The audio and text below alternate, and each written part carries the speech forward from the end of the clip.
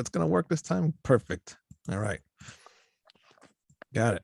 Meeting is being live streamed. I'll play the intro and we will start the show.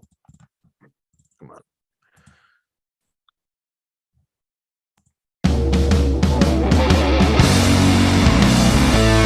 It's time for Red Salad Review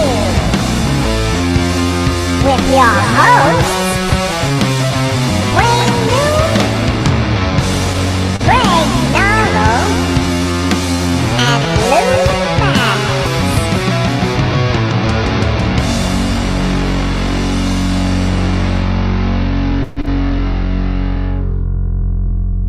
Welcome to Rat Salad Review. What's up, everybody? Howdy do. All right. Today we are joined by Craig from the band Forbidden. What's going on, Craig? Hello. I Hey, hear can I this, just compliment you before you get started? Go I ahead. don't want to forget. Oh, I got to compliment you on that intro. All That was the best intro I've seen in one of these yet. really? That was don't get me wrong, it was tacky, but it was funny. Yes, I like it. tacky. It's a Very tacky cool. show. So Yeah. I can be But, tacky. but yes, thanks for actually a band called Frostbite BC. They're from Massachusetts, and they actually did that song.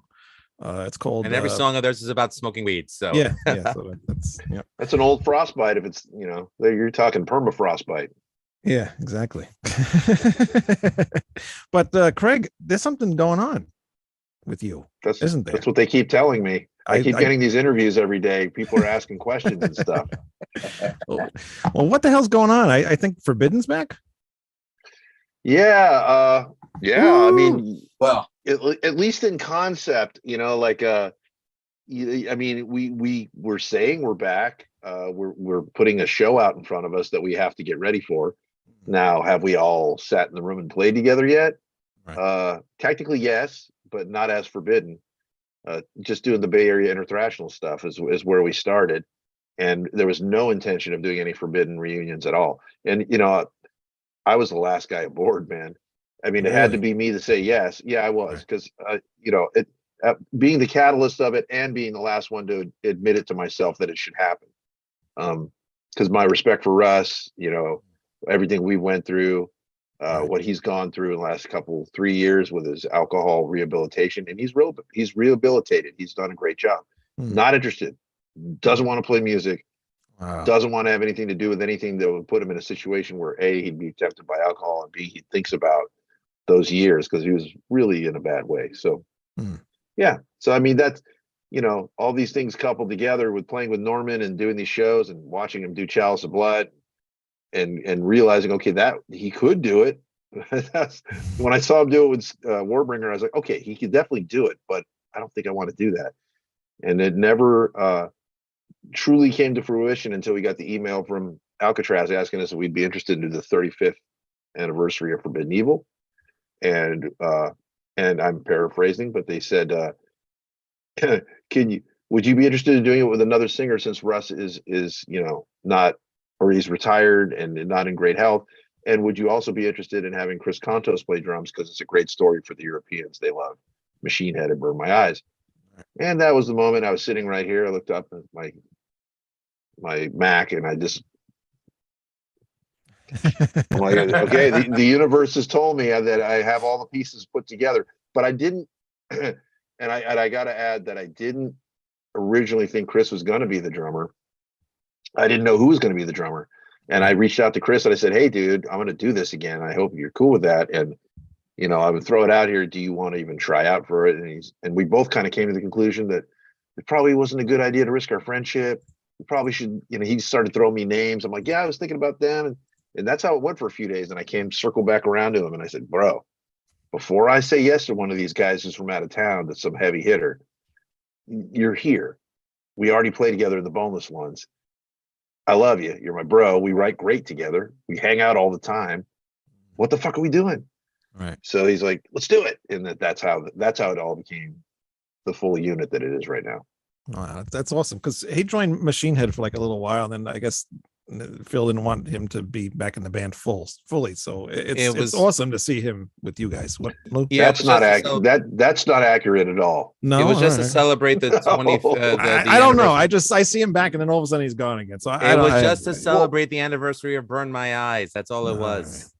Yeah, and no, there was. I mean, that's Machine Head business, which isn't really my business to talk about. But but I can tell you what's. Yeah, it's common knowledge. I mean, yeah, he was in there to do the 25th anniversary, and you know, they entertained the thought of him and Logan being back in the band. But that's a lot of material that, you know, those guys didn't play, that they're not really, you know, feeling connected to, and for that reason, they decided that they. You know, if it was just Burn My Eyes and moving forward to new material, then that would be one thing. But if it's Burn My Eyes, playing all that other stuff, and, you know, this, that, and the other, I don't think they were into it. So, you know, and I mean, shit, man, I even had an opportunity to do the Machine Head gig after Phil left, and I turned down my opportunity numerous times while he was still kind of trying to feel it out and figure out who's going to do it. You know, again, it goes back to that friendship thing. I like Rob. We're friends. Don't want to work for him, you know. Yeah, I hear that. Not to say that I would have had it for sure.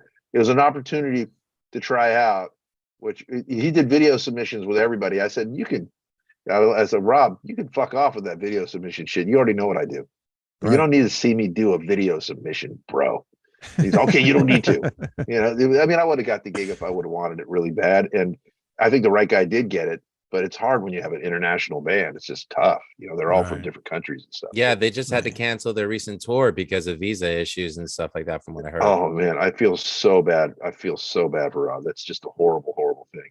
I got nothing but love for the guys. Let's just where other people have problems, I don't have them. You know, he's my friend, and I'll always love him. Yeah, because he did join you guys at one point, right? When you were doing a tour or something, I think at one point, right? Rob was our original guitar player, right? Back in 1985 when we started. It was him and I. Evil, great. Yeah, he was the main dude, because I was only 15 and he was 17. Right. So like, you know, he taught me the ropes a little bit on guitar, and I'm forever grateful for having such a good, well-rounded player as my mentor at that time. Yeah. No, I definitely remember that, because when I was in it was like at the end of my high school years or whatever, my friend used to grab all his brother's cassette tapes, and Forbidden Evil and Twisted into Form were the two tapes that he gave me at one point. Then the first song on both of those albums, I was like hooked on you guys, you know, like right away. So it was just, you know, just a thing I still remember today, just hearing those albums, you know. They were so we were an acquired taste. We weren't like anyone else. We were more melodic. We were more complex. You know, it wasn't for everyone, because it wasn't background music. You had to actually listen. Yeah.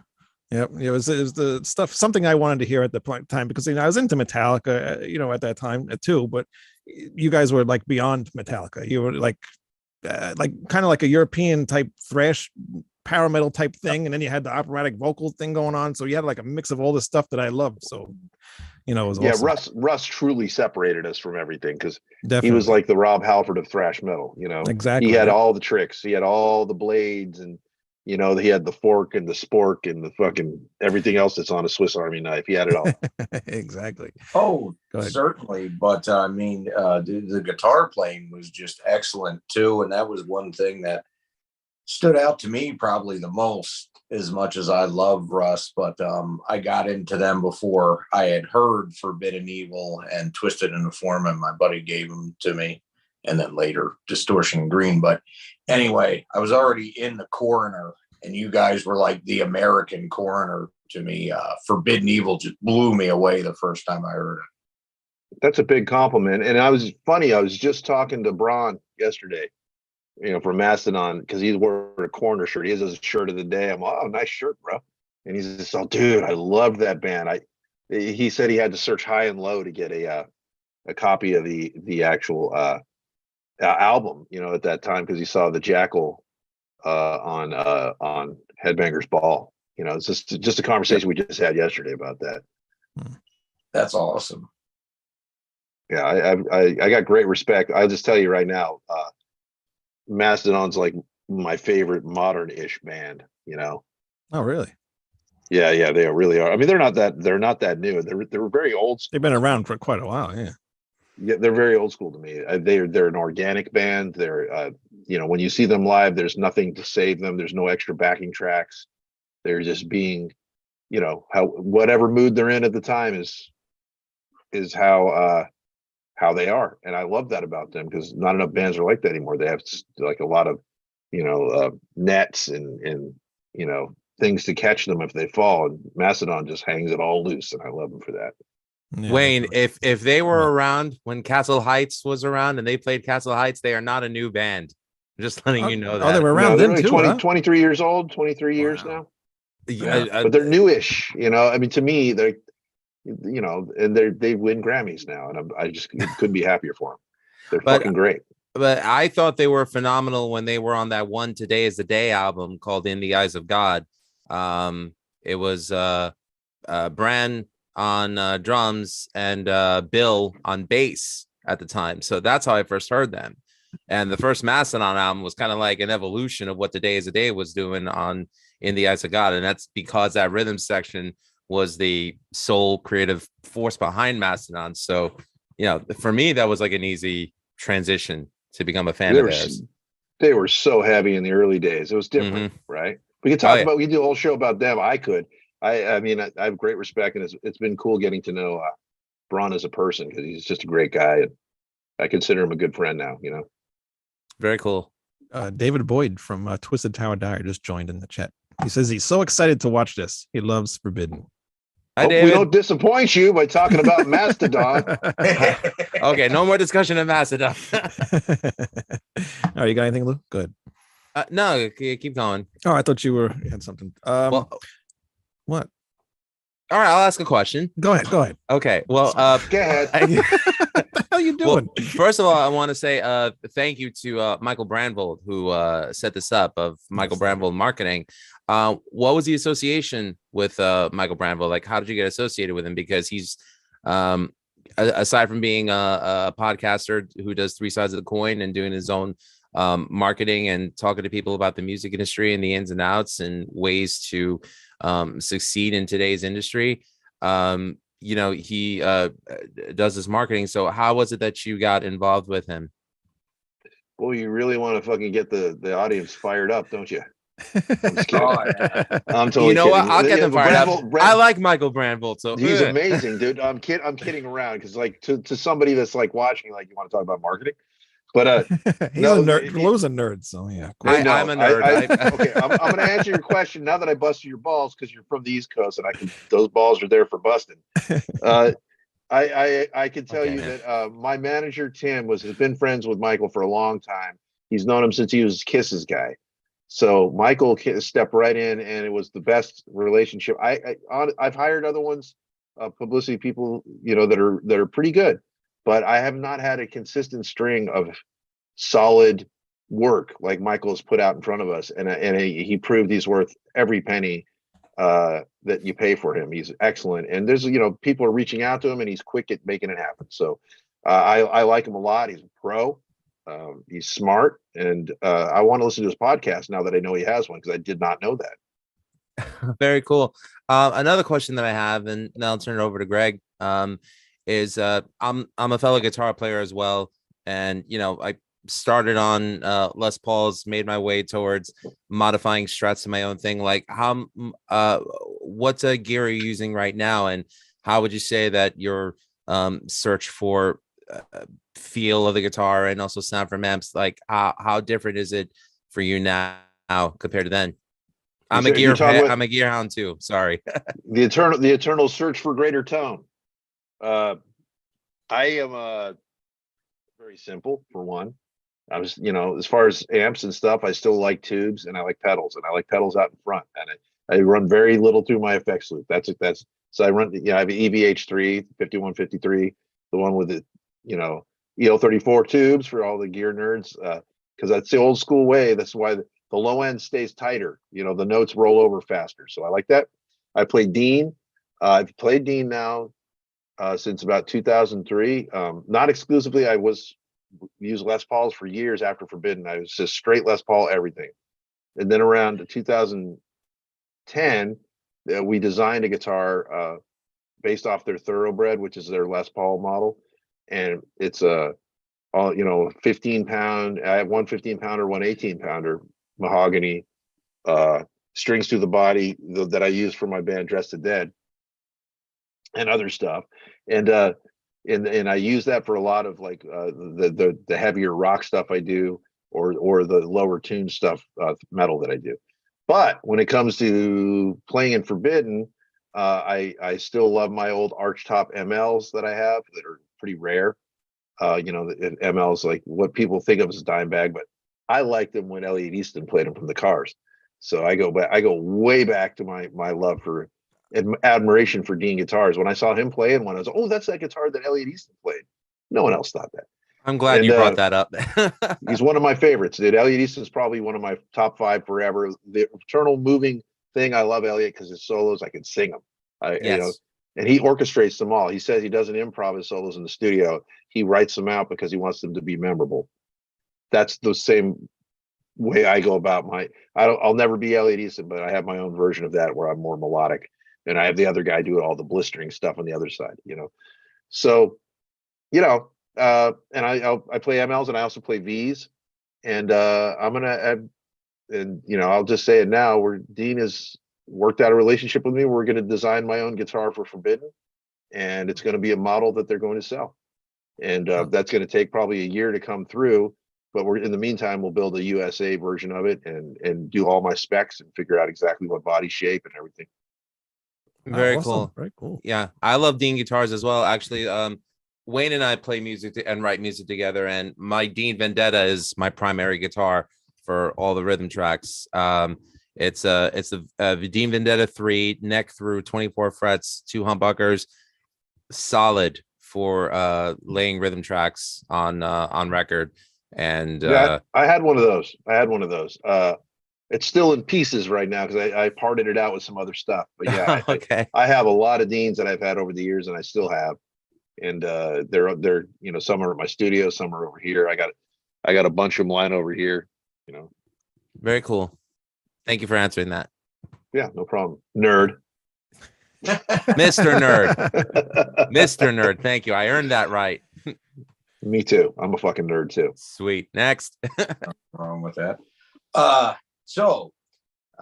My first question is, because I was reading a couple recent interviews you had done, I don't know, a couple weeks ago or something like that.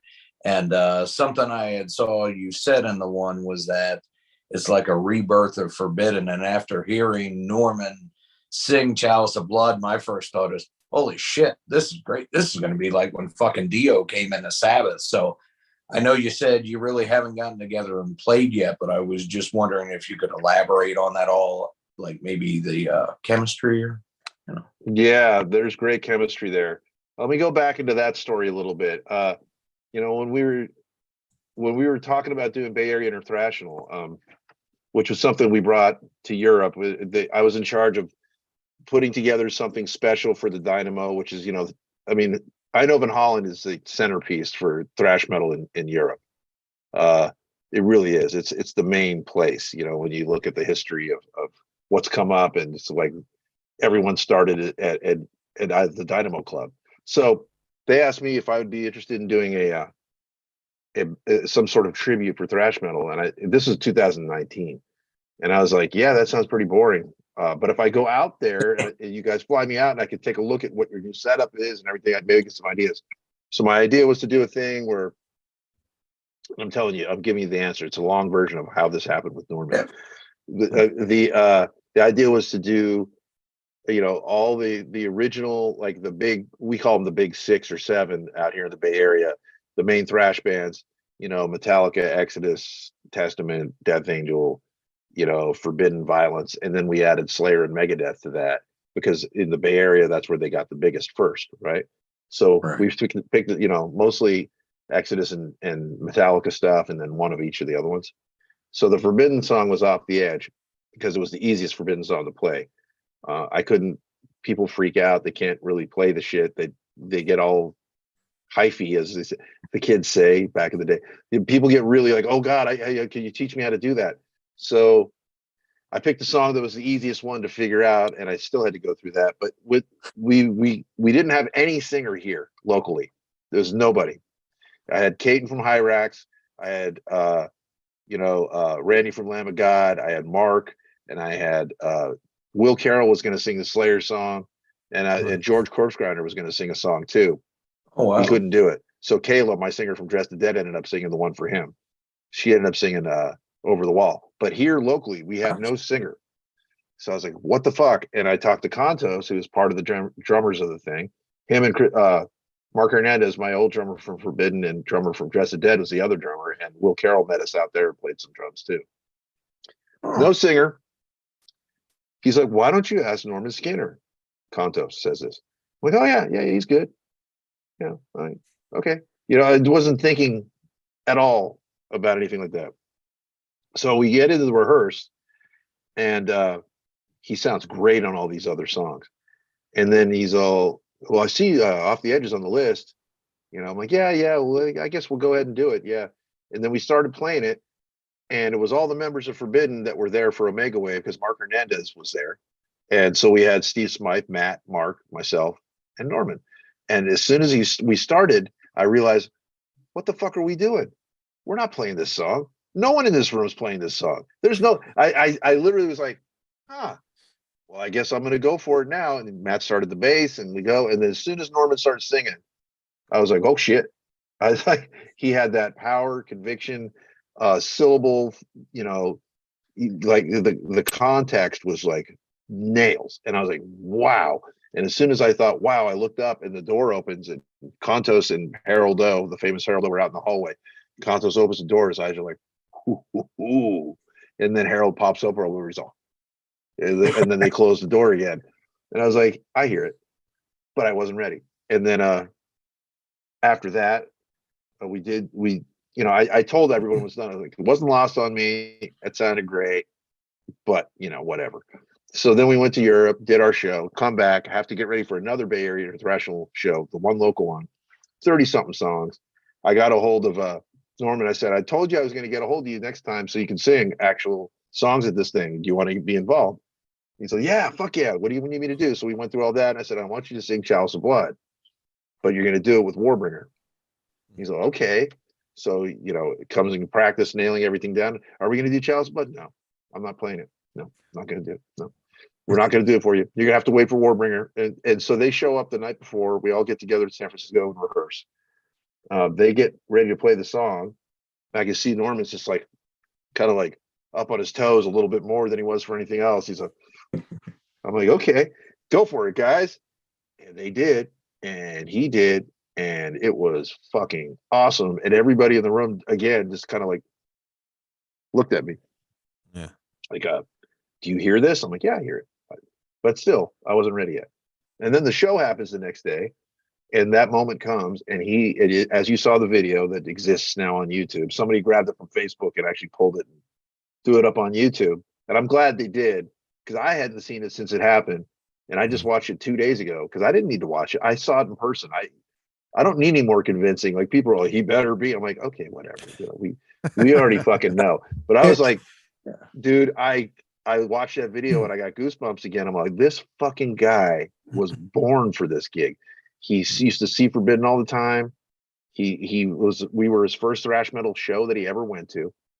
That was number one. Russ used to point at him and say, look, it's little Russ. Even though he didn't have red hair, he had his hair, he's a big guy. He could, people always said he reminded him of Russ.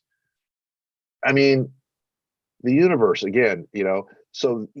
And you go backwards to that email that I got was the first time that I accepted that I should do this. When I looked at that email from Alcatraz, was the first time I knew that it could be done, but I didn't think it should be done. And then when that email came, I'm like, it has to be done. Yeah, totally. No, I mean, hair on the back of my neck stood up, and it was funny because when I first saw the teasers and all that something was going to be happening with Forbidden, I knew Russ, because back in 2012, even he was talking about how he wanted to retire and be done with it, that he probably wouldn't be there. And I was like, oh man, I hope if they do something, they get someone good. And I mean, just totally blew me away. I am so excited about what's in the future. It You just should be. more- yeah. You honestly should be, because that is the main criteria. If you're not great, you have no business being the singer of Forbidden. Mhm. Because Russ was the greatest, in my opinion, and he never got the credit he deserved. And the last time around, from the inception of the reunion, because it was a true reunion back then, it wasn't a rebirth, it was a fucking reunion. And from the beginning of that, he just wasn't 100%. He was, the alcohol was really taking its toll, and he became really focused when we did Omega Wave. He came up here, we worked in my room here, we wrote a lot of great stuff together, and he was really focused on making it the best he could do. He went in the studio and fucking nailed it, and then he kind of fell into the bad habits.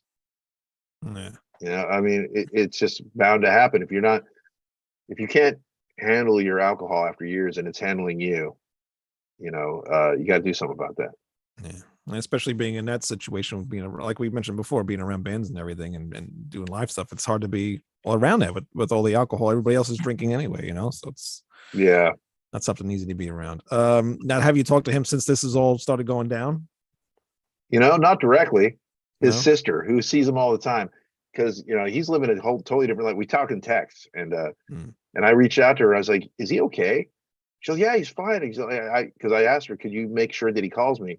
She's like, "Yeah, he's just afraid you're going to ask him to join the band again." I'm like, "No, that's not what we're asking. We just want his blessing." She's like, "You got his blessing. You don't even need." He already said, "Do whatever you want. You're good."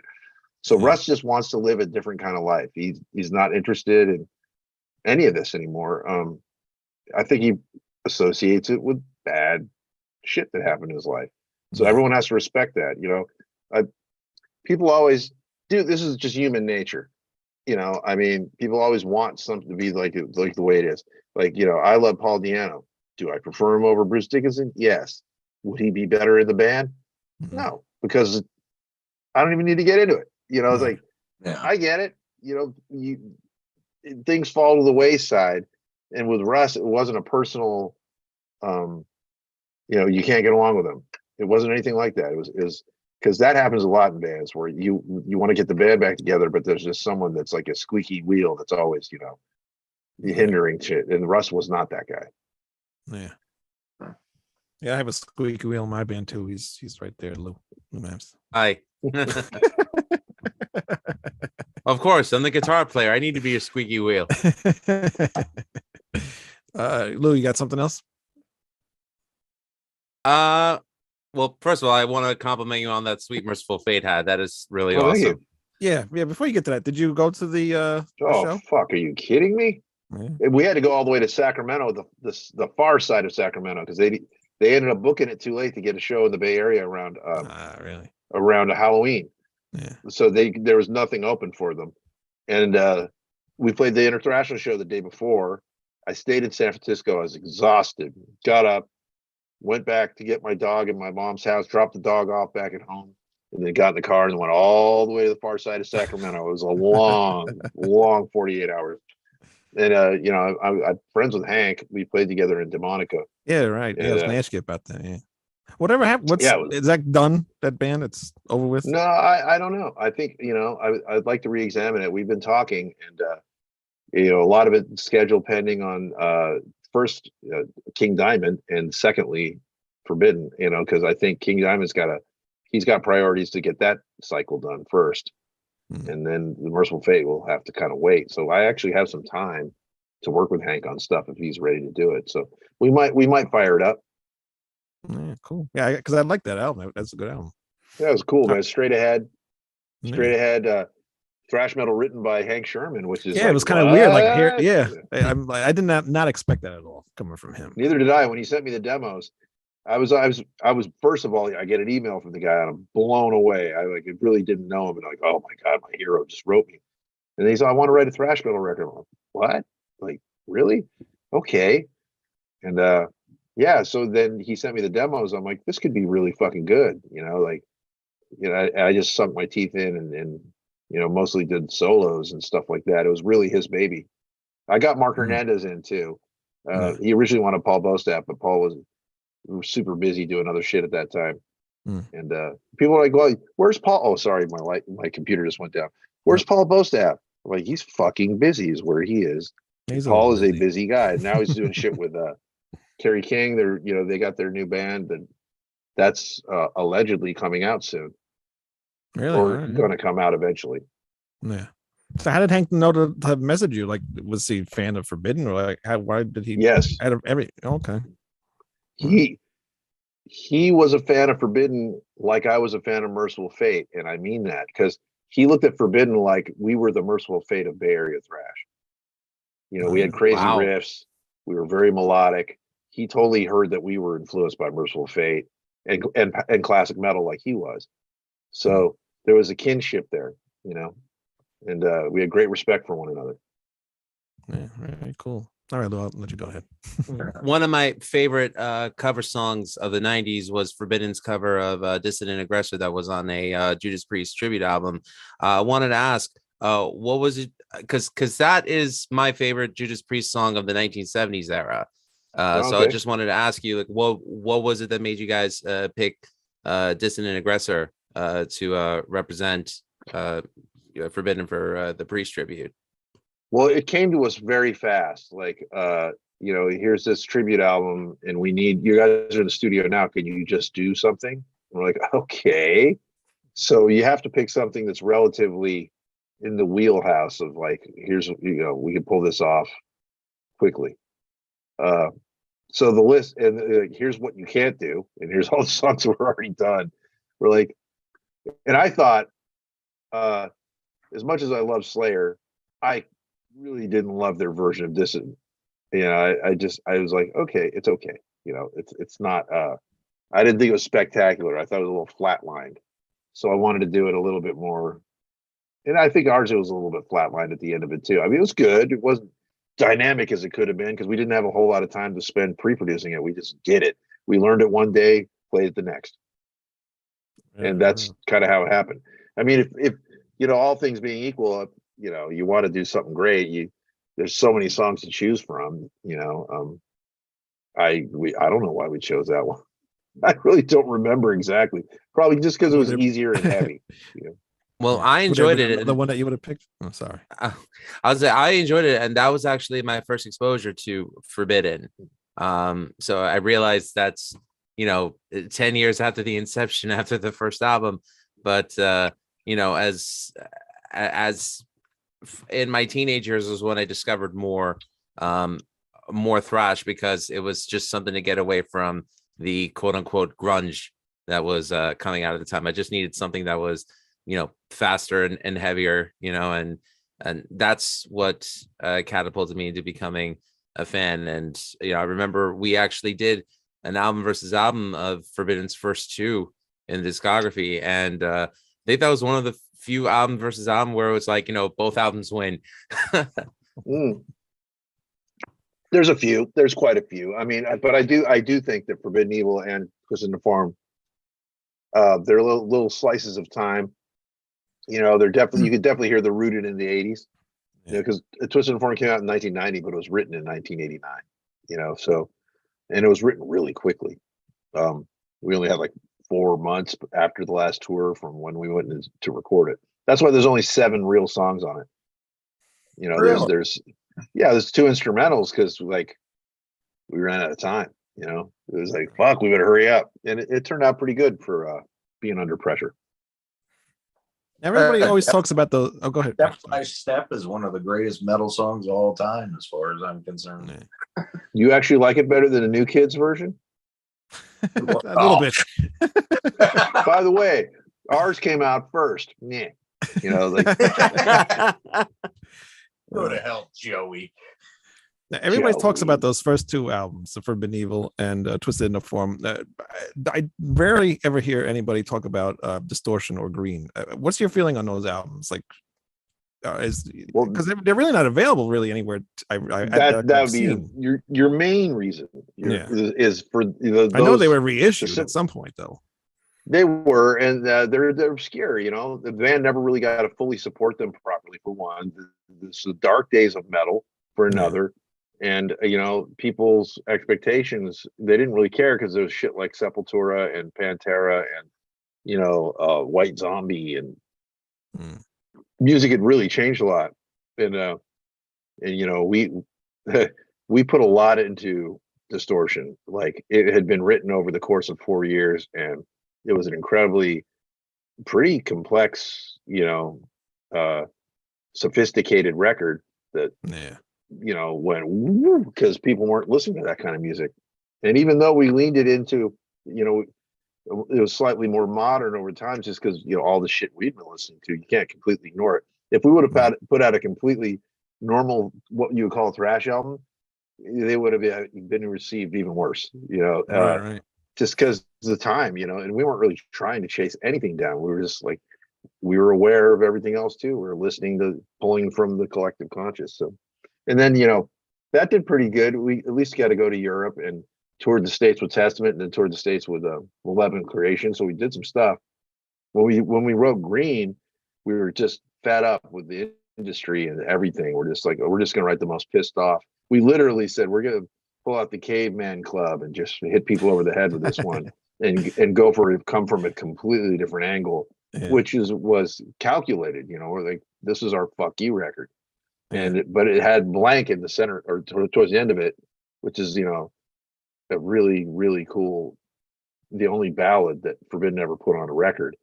And you know, just some deep shit on that album. There's a lot of stuff I wrote about myself on that album, Really? you know, in retrospect, that I was writing about what I was going through. And once it was done, I wasn't mad. Mm. And I didn't feel like doing it anymore. I just like, I'm done. You know, You got it out wasn't on that record. I can definitely got it out. Mm. Yeah, I needed to find a new voice. I needed to do different things. Very cool. Yeah, I remember I was on a trip to North Carolina, and I stopped at a music shop there, and I found both of those albums there. And I was excited to hear what they sound like, especially Green, because I was like the newest one at the time. And when I heard that first song, I'm like, oh my God, these guys are like, I could tell you're angry, you know, right away. So Some great lyrics on that album, man. I think What Is the Last Time is a poignant. I mean, a lot of our lyrics turned out to be very fucking relative, you know, especially the shit on Omega Wave. It's like nailed it, Yeah. you know. But I think What Is the Last Time, it's just some beauty and some darkness, but just, you know, I mean, there's things said in that song. It's so simple, you know. What is forbidden won't stop us from digging any deeper. Just the whole premise of that, like it was where my head was at. And a lot of these albums do dig their great insight into what the fuck was going on in my head at the time. I know you don't got too much time, but Greg, got anything else? I love Green. I think it's mad. But yeah, no, especially because of the emotion in it. Yeah, there's a lot of emotion. But you know, I mean, I just listened to some of it yesterday. I'm going back and trying to imagine what we could actually introduce into a set. You know, like once we get this whole Forbidden Evil thing over with, we can take a long view look at like what works, what doesn't. You know, what would people actually react positively to? Because you're going to get a certain amount of shoegazers no matter what you do if it's not off the first two records. So you got to be careful, you know, and you got to be careful as to what you're leaning into. And I want to write a next record more than anything else. And I want to write a lot of it in the key of E, or at least a guitarist tuned to E. And not all of it, but I think some of it just needs, a great portion of it needs to bounce like the old stuff did. Yeah, definitely. Yeah, because everybody still to this day still talks about those two albums. That's how much of an impact they made on everybody. So, well, it's weird, man. You know, I mean, where was see? I'm not one of those guys who's bitter or jaded, right? As you can tell, I really am not. And a lot of guys are, you know. But when Forbidden did end in 2012, like the people weren't all there coming every night. They, you know, and I attribute that to not being all collectively together as a five guys, you know, working together towards something. And now here we are, 2023. We're being offered a slot that was Anthrax's slot at a festival in front of 25,000 people, and people are just more ready for it. Like something out there, again, the universe is opening up saying it's time, you know. Yeah, And yeah. I don't know, you know, we're a culty band, guys. We're not big. We never were big. But at the same time, a lot of people thought we should have been. Mhm. And they want to keep, it's up to us to deliver the goods this time, you know, to truly like stick the landing, as I like to say, and go out there and be the best version of us we can be. Very cool, very cool. So what about your other bands too? You got Dressed to Dead and the Boneless Ones. Are they on like a hiatus right now, or what's going to go on with those? Well, Dressed to Dead is going to be on a little bit of hiatus. The Boneless Ones had gigs, so we're finishing the gigs. We're actually, Boneless Ones are playing the Dynamo Festival the week after Forbidden plays Alcatraz, and we had that booked way before. And then it just turns out, hey guys, we're going to be out there. That's 2 less plane tickets for us to pay for.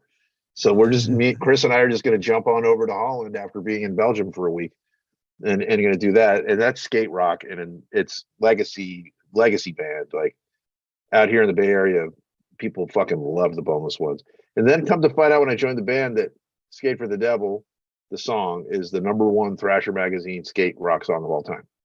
I'm like, Yeah. wow, I didn't know that. I was like, Wow. cool, you know, bonus. So that it's just really fun playing that. I get to cut loose more. It's like skate rock, thrash punk, metal, crossover. It's Very everything. cool. Yeah. And Chris and I kind of lift that band like we're the ringers. You know, we kind of lift the band up to a different level. And I really enjoyed my time with those guys. They're great dudes and super fun to play with. And Dressed to Dead is what I've been concentrating on for almost 5 years. And we were about to jump to Europe and do Dynamo in 2020 and had a big plan, and then COVID happened, totally derailed all the plans we had. And we just wrote and recorded and did things on our own, and we were just about to do another leap into 2023 and 2024, recorded an entire record. Then this Forbidden thing happened, and I just kind of got to go with it for a bit and see where it takes me. And hopefully, and we are releasing new music. Dressed to Dead is going to put out 5 new songs in about a month and a half. We'll have Brand Bolt, you know, he'll be working with us on it. Oh, cool. So, you know, we're going to be pushing new music out there and see if it sticks with people. So when I've got a minute to come up for air, you know, we'll take a look and see what happens. But I mean, I enjoyed every minute, well, almost every minute with those guys and gal, you know, but it's, I hope it goes on, because it could have been really, really big band at this point. I mean, it should have had, like, we should have had 2 records out and already been in our cycle. And if that would have happened, Forbidden wouldn't have happened. So everything happens for a reason. Exactly. All right. Anybody got anything else before we get out of here? Yeah, just Craig, just take a second to plug your stuff. Like, where could people find you on the internet? Oh, it's all on Facebook and Instagram. We just started our Instagram page, official Forbidden, _Forbidden. You're not going to have a hard time finding it. That just started less than 2 weeks ago, up to almost 3,000 people in that time, which is good. You know, our Facebook page, Facebook page is like about 118,000. You know, it's been there for a few years, so it's still, you could just find that under Forbidden. You're not going to have a hard time. Look for the Omega Wave artwork, and you'll see it. And also our website, officialforbidden.com, has all of our official merchandise. So just, you know, that's easy to find too. And you can find that link on either either Facebook or Instagram. You'll find it. We have a link to it. We have all our shirts. We have, you know, Forbidden Evil and Twisted and Reformed shirts and hoodies, Chalice of Blood shirt, Through Eyes of Glass shirt, and a Forbidden Evil demo cover shirt. All really sell really well. So help yourself, everybody. Your official merchandise, actually, money goes to the band, and it helps. Very cool. Excellent stuff. Do you think you're gonna ever, like, maybe re-record maybe a song or two with Norman in the band? I think we'll be doing them live. Yeah. I mean, No studio. I'm not looking versions or that anything? far. I don't want to ruin, dude. How, you know, Yeah. I'm not going to mention names, but how often does that work out good? It never I know, does. It never works out, but you never know. You never know. You think like, oh, it's going to be sounding so much better. It's way heavier, and it's going to be tighter, and it's going to be, you know, the recording's going to. It's just people like the old shit, man. Yeah, definitely. People like the old shit. You know, don't fuck with, if it ain't broken, don't fix it. I'm not answering that. Agreed. Someone want to get that? It might be Yeah. another band over. And- Who knows? And besides, Wayne, I mean, there's so many other cool things they could do. But There is, but you know, re-record, like Craig mentioned, Paul Diano, and with Craig's melodic playing, and then Steve with it, and Matt being there on bass, not to mention Chris on drums and Norman. Imagine them doing Purgatory, fucking Maiden cover. Oh, Now that is just gave him an idea. I think about that all the time. It's one of the songs I've always wanted to cover. That'd be great. I've always, you know what? imagined playing on I got that. goosebumps. Don't look for any fucking credit for that. No, no. It's on No, here now. So Greg, you got all the credit for that. Don't look for any money. It's all going to Maiden. No, that's a really good idea. I've always wanted to cover that song. That's the most thrashy Maiden song. One of the first thrash songs, right up there with Queen's. What's Don't that? go crazy. Yeah, Stone Cold Crazy, and then Van Halen. I just posted Van Halen's Lost Control. The Pantera riff. very cool. All right, Craig, thank you very much for coming on the show. I had a lot of fun talking to you, and I wish you guys all the success with Forbidden, and hope we can hear some new music from you guys. Yeah, it was a real honor. Thank you. Yeah. No, thanks, guys. I feel the love. I appreciate it, man. Definitely. You definitely deserve it too. All right, guys. ratsaladreview.com. Lou, anything else? Your website or anything?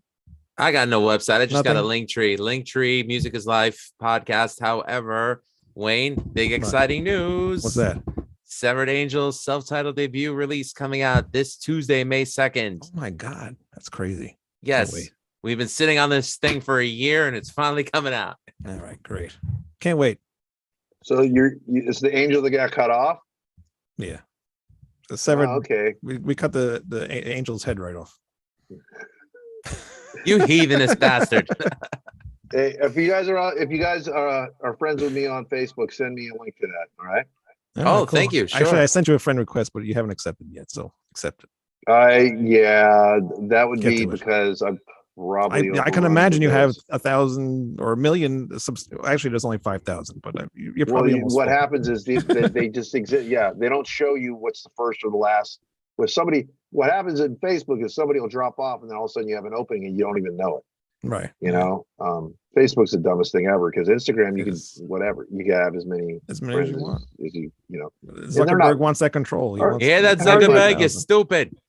Are they really friends? I don't know. You guys are my friends now. We're friends, so we're We cool. are. You can come on the Awesome. show whenever you Awesome. want. Yeah. Just write me a message so I can look for it that way. All right. Very cool. Sounds All good. right. Again, thank you very much for coming on, and we will see you guys next week. We will All be right, guys. reviewing the new Metallica album. What do you think of the new Metallica album, by the way? Oh, God almighty. You asking me? Yeah. Oh, yeah. I honestly, I really like the first song a lot. I was like, okay, I'm down for this writing on the A string thing. It was cool, Yeah. and I don't think it's bad by any stretch. No, I no, don't. it's not I think it's terrible. maybe better than some of the stuff they've done more recently. But as Chris we were listening on the way home from the NAMM show, and he's like, dude, this could be even better if Lars wasn't constantly on the snare. Yes. Like the snare is so cracking loud. You're like, and then I was like, I can't unhear it. Yeah. But it is good. You know, Yeah. it's not bad. Not bad. I can't wait I mean, to hear dude, what Gray's they're going to say about fucking- this next week. Yeah, they're like 7 years older, than me. So I can't cut. We're in uncharted waters, man. Yeah. All right. Thank you again for coming on, and we will see you guys next week. Bye-bye. Demonic. All right, see you guys. Take care. All right. Bye. Cheers. You too. Good talking to you, Craig.